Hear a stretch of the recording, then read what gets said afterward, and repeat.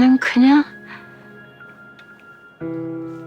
그런 날이 행복했어요. 안녕하세요. 에디터 K입니다. JTBC 드라마 눈이 부시게의 마지막 회가 끝났던 그날, 저는 많은 감동을 경험했습니다. 하지만 이 드라마의 10회 이후로 가졌던 질문 하나를 계속 고민할 수밖에 없었습니다. 그 질문은 바로 샤넬 할머니는 도대체 누구인가? 입니다. 극 중에서 샤넬 할머니는 프라하 할머니로 불리며 프라하 모텔에 장기 투숙하고 있습니다. 아들은 미국에 갔는데 연락이 끊긴 지 오래죠. 하지만 그의 아들이 일부러 연락을 끊은 거였습니다. 마을 효도관에서 일하는 이준하는 샤넬 할머니에게 위안을 얻었고 그 후로 계속 그녀를 선의의 거짓말로 도와줍니다. 샤넬 할머니는 몰래 한국에 들어와 살던 아들의 집 주소를 얻어내 그를 만나지만 결국 상처만 받습니다. 그녀는 생명보험 수혜자를 이준하로 등록해놓고 생을 마감합니다. 이때 그녀가 남긴 편지에 감동적인 한마디가 있었습니다. 다음에 우리가 또다시 만난다면 그때는 내가 꼭 이준하 씨 엄마로 태어날게요. 그동안 고마웠어요. 그런데 알고 보니 이 드라마에서는 이러한 샤넬 할머니의 과거와 현재, 슬픔이 모두 주인공 혜자의 상상이었습니다.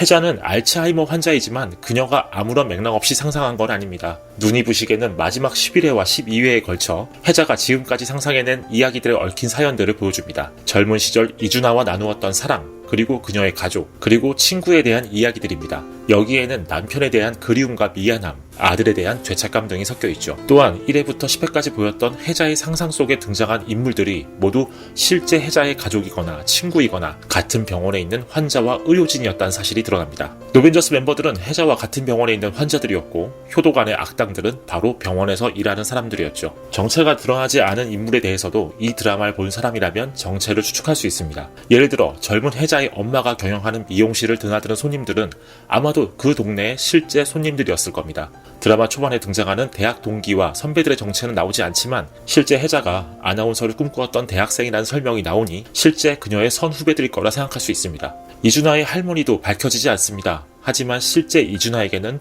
그런 할머니가 있었을 겁니다. 그렇게 넘어갈 수 있습니다. 하지만 샤넬 할머니의 진짜 정체는 추측할 수조차 없습니다. 즉 혜자가 샤넬 할머니란 인물을 상상하게 해준 바로 그 실제 인물은 누구일까요? 드라마상에서 그녀는 혜자의 친구도 아니었고 같은 병원에 입원한 환자도 아니었습니다. 동네 사람도 아니죠. 젊은 시절 마주쳤던 인물도 아닙니다. 11회와 12회 어디에도 샤넬 할머니에 대한 정보는 없습니다. 이 드라마의 전개에서 가장 핵심적인 인물 중 한 명이었는데도 말이죠. 그렇다면 왜 드라마 눈이 부시게는 샤넬 할머니의 정체를 밝히지 않은 걸까요? 여러 가지 이유를 생각할 수 있습니다. 샤넬 할머니에 대한 또 다른 이야기가 있었지만 분량이 길어져 뺐을 수도 있습니다.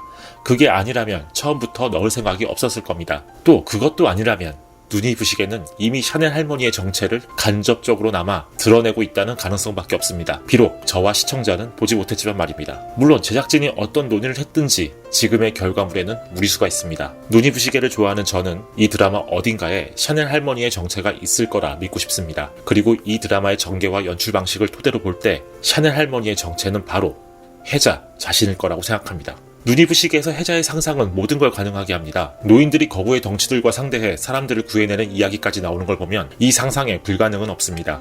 게다가 혜자는 자신이 아닌 다른 사람들이 벌이는 별개의 이야기까지도 상상합니다. 오빠와 자기 친구의 사랑도 상상하고 효도관 운영진이 벌이는 악행의 서사도 상상하죠. 모든 게 상상이었다는 반전의 이야기들은 대부분 알고 보니 소설이었다는 식의 설명을 붙입니다. 이를테면 파리의 연인처럼요. 그날 태영은 처음 파리에 도착했다.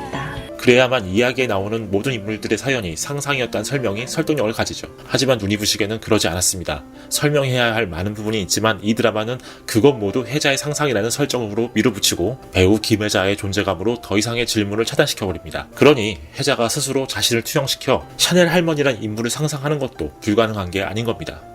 그렇다면 왜 혜자는 샤넬 할머니를 상상했을까요? 혜자의 입장에서 눈이 부시게의 이야기를 처음부터 다시 살펴보아야 합니다. 1회부터 10회까지 이어지는 이야기의 상당 부분은 혜자가 아들에게 가진 죄책감과 남편에 대한 미안함에서 비롯된 상상입니다. 이 이야기에서 혜자는 나이든 노인으로서 손잡벌의 남편인 준하를 보듬고 위로합니다. 효도관 운영진에게 납치된 준하를 구하는 장면은 아마도 과거의 혜자가 실제 가졌던 감정에서 비롯된 상상일 것 같습니다. 그녀의 남편 준하는 과거 중앙정보부에 끌려가 의문사를 당했습니다.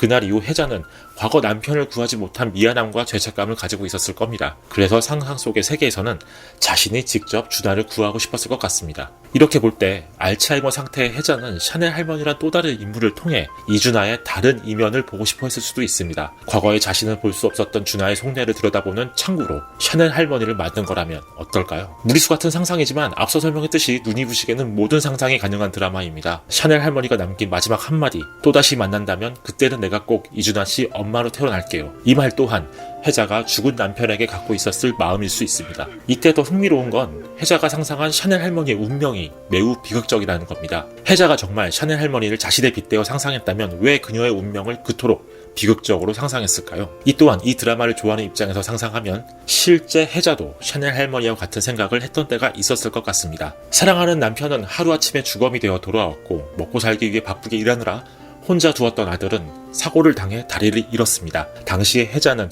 아들과 동반 자살을 생각했을지도 모릅니다. 또 그때의 비극적인 감정이 샤넬 할머니를 통해서 그려졌을 수도 있습니다. 이렇게 본다면 샤넬 할머니는 젊은 혜자보다 혜자의 깊은 속내를 더 많이 드러내는 상상의 캐릭터일 것입니다. 이건 너무 무리한 상상일까요? 하지만 눈이 부시게는 모든 게 상상으로 가능하다는 걸 보여주는 드라마입니다. 물론 이러한 추정도 어디까지나 저의 상상입니다. 감사합니다.